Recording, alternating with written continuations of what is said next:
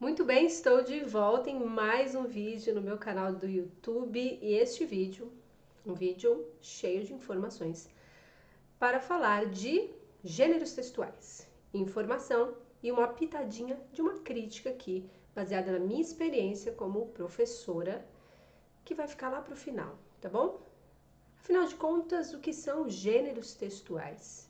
Você já ouviu falar dessa palavra em diversos contextos. Em primeiríssimo lugar, eu preciso esclarecer cada um dos contextos em que essa palavra se apresenta. Tradicionalmente, você que estuda gramática já viu essa palavra dentro de uma gramática. Lá no capítulo de morfologia, quando nós estamos falando da flexão de gênero.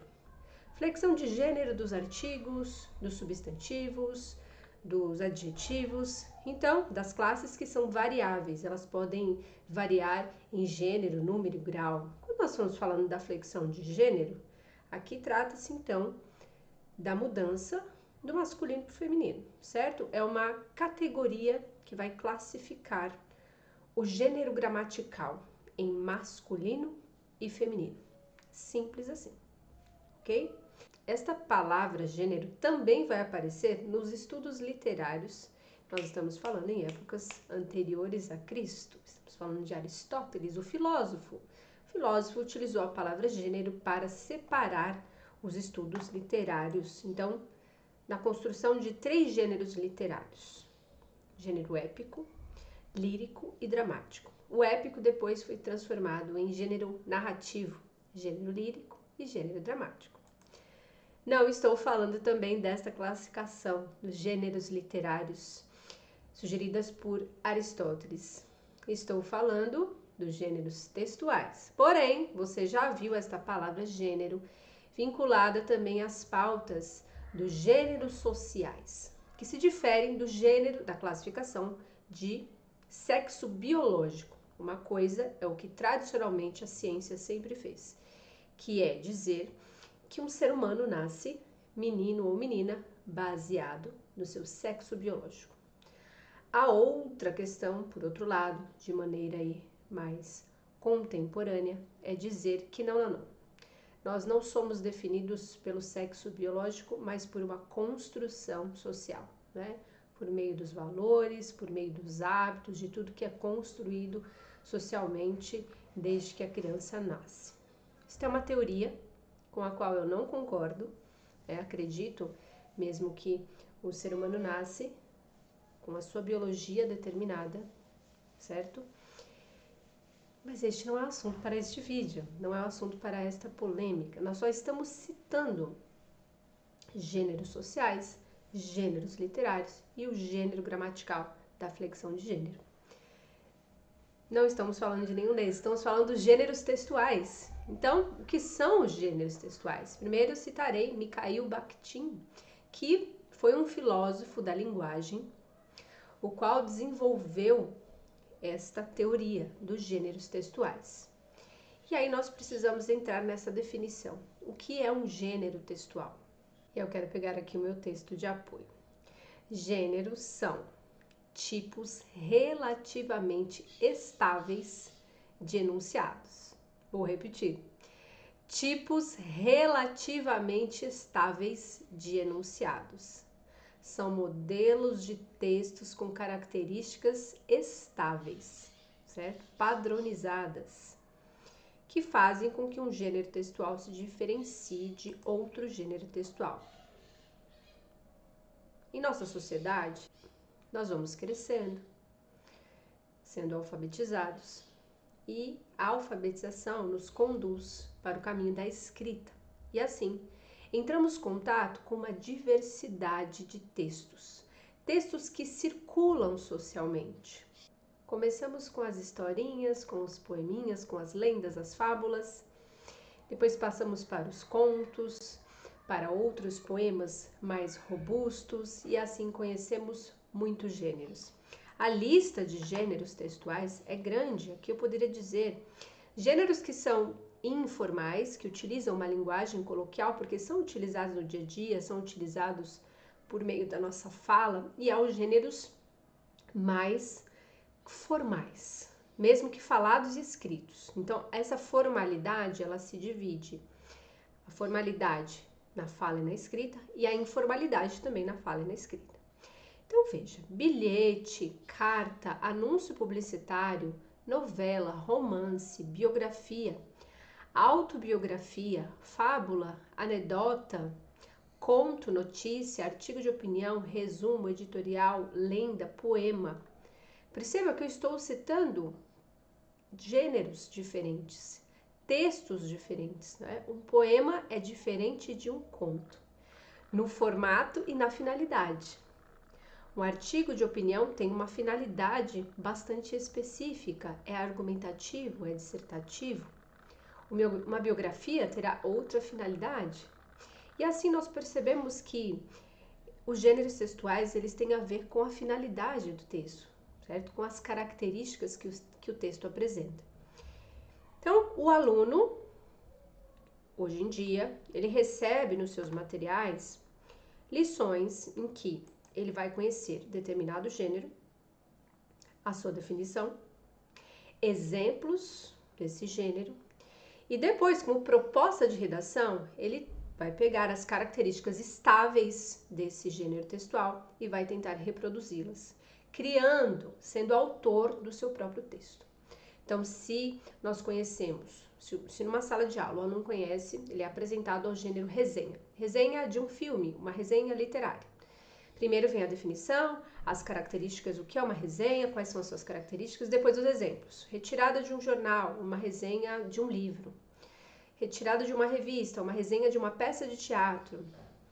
Retirada de um site, uma resenha de uma exposição cultural.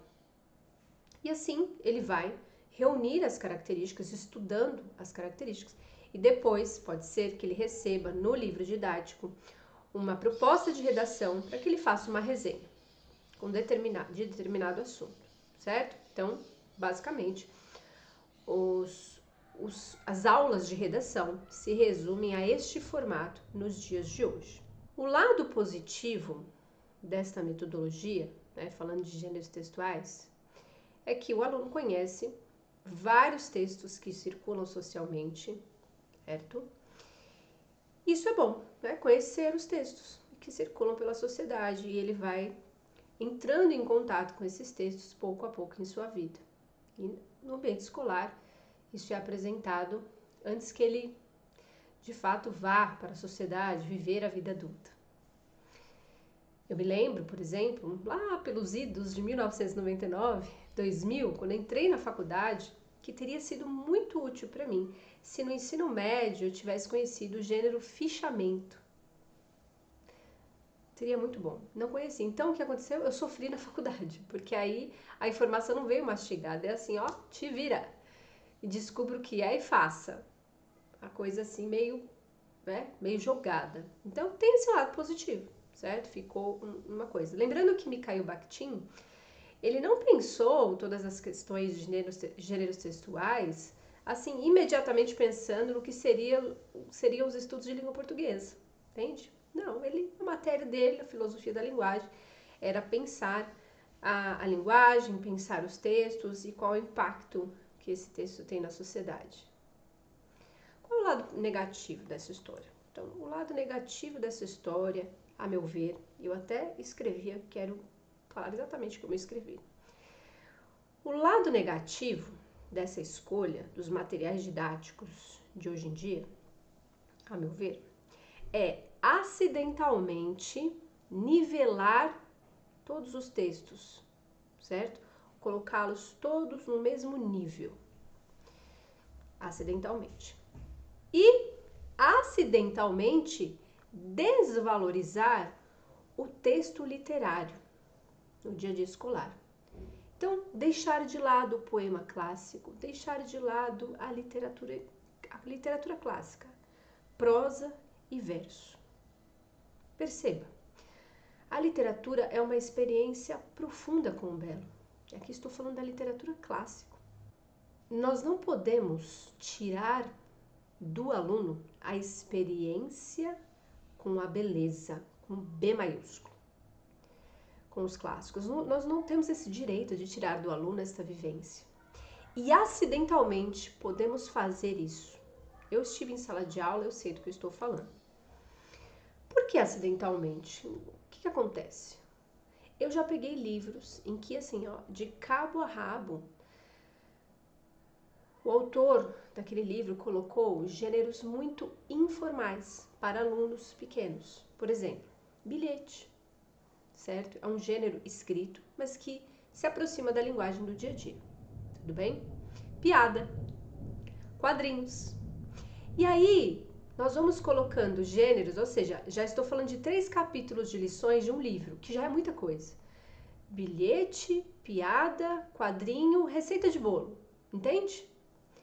Esta linguagem utilizada no gênero piada, quadrinho, receita de bolo e bilhete é uma linguagem muito próxima àquilo que é informal. E aí, depois de 4 lições assim, utilizando essa linguagem, exemplo de linguagem informal, de repente aparece lá um poema. Entendeu? Um capítulo sobre poema. Nós temos um desequilíbrio aqui, percebe? E aí o aluno verá um poeminha e de repente ele acha que, ó, é tudo igual, tá tudo no mesmo nível de experiência com a beleza da linguagem. E não, nós estamos falando da literatura clássica. Nós estamos falando aqui, ó, de um banho de beleza, certo? Perceba que esses tipos de texto, esses gêneros de texto, que usam uma linguagem muito próxima do comum, do dia a dia, daquilo que o aluno já conhece, alguns especialistas da área, vão acreditar que isso é muito bom, porque aí o aluno se aproxima, se vê, se reconhece, enfim. Porém, nós estamos falando da experiência com a beleza, a experiência com a norma culta, de uma linguagem incomum para ele, a linguagem poética, a construção de figuras de linguagem. E perceber a beleza da sua língua, as possibilidades de beleza que a sua língua pode trazer dentro de um poema, na construção de uma história. Veja, tem diferença. Não é o mesmo peso, não é a mesma medida, certo? E aí quero colocar aqui uma reflexão também que eu fiz, lida. A literatura deve ser colocada sempre, sempre, sempre no seu lugar de honra, para que o aluno possa sair do trivial do dia a dia e receber o banho de beleza literário todos os dias. Todos os dias! A linguagem do bilhete, dos quadrinhos, é coloquial, possui as mesmas escolhas, né? Mais ou menos as mesmas escolhas que o aluno já faz na sua rotina. A linguagem de um poema, de Cecília Meirelles, por exemplo, de um conto, de uma fábula, traz ao aluno um novo, aquilo que não lê no seu dia a dia. Por isso, deveras importante. Para expandir a sua própria linguagem, sua humanidade, a noção do belo. E eu fecho esse vídeo dizendo, com todas as letras, a beleza importa. Não tem jeito. A beleza importa. Talvez este meu ponto de vista não seja assim tão popular, talvez não seja o ponto de vista de muitos, mas eu quero deixar essa reflexão, certo? Para que nós possamos diferenciar, trazer ao aluno essa diferenciação muito clara. Literatura clássica, os outros gêneros textuais, cada um com a sua função. Mas não podemos retirar do aluno a literatura, não mesmo. A beleza importa. Não posso deixar de citar, para fechar esse texto, o escritor russo Dostoiévski. A beleza salvará o mundo. É nisso que eu acredito. Fique por aqui, nós temos ainda muito que falar sobre redação e estamos só começando esse canal. Tchau, tchau, até a próxima.